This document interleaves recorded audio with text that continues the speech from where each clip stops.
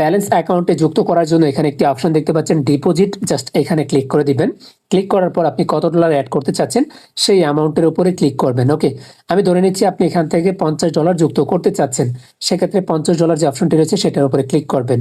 পরবর্তীতে এখানে দেখতে পাচ্ছেন নিচের দিকে বিকাশ, নগদ, রকেট, তারপরে ব্যাংক অপশনগুলো রয়েছে, বাইন্যান্স পে অপশনগুলো রয়েছে।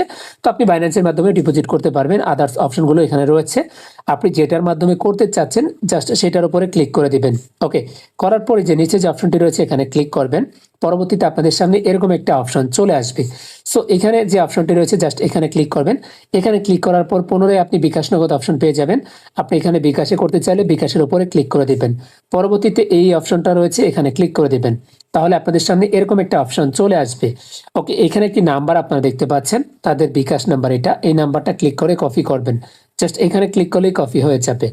সো $50 সমান সমান বাংলা টাকা এখানে কত টাকা সেটাও কিন্তু আপনারা দেখতে পাচ্ছেন। আপনি যেই পরিমাণ ডলার এখানে যুক্ত করতে চাবেন সেই পরিমাণ ডলারের পরিপ্রেক্ষিতে কত টাকা বাংলা টাকা হয় সেটা কিন্তু এখানে শো হবে। সো এই নাম্বারটি ক্লিক করে কপি করে নেবেন। সরাসরি আপনি যদি বিকাশ থেকে পেমেন্ট করতে চান আপনার বিকাশে চলে যাবেন, যদি আপনি নগদে করতে চান তাহলে নগদে চলে যাবেন।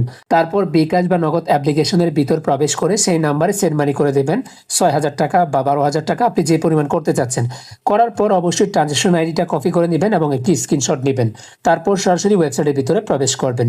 স্ক্রিনশটটা এই অপশনে ক্লিক করে জমা দিয়ে দিবেন। এখানে ক্লিক করে গ্যালারি থেকে সেই স্ক্রিনশটটা জমা দিয়ে দিবেন এবং আপনার যে ট্রানজ্যাকশন আইডি রয়েছে পেমেন্ট করার পর সেটা এখানে ক্লিক করে জমা দিবেন। তার পরবর্তীতে এখানে যে অপশনটি রয়েছে এই অপশনটাই কনফার্ম অপশনে ক্লিক করে দিবেন। তারা অটোমেটিকলি চেক করে কয়েক মিনিটের মধ্যেই আপনার অ্যাকাউন্টে ব্যালেন্সটা যুক্ত করে দিবে।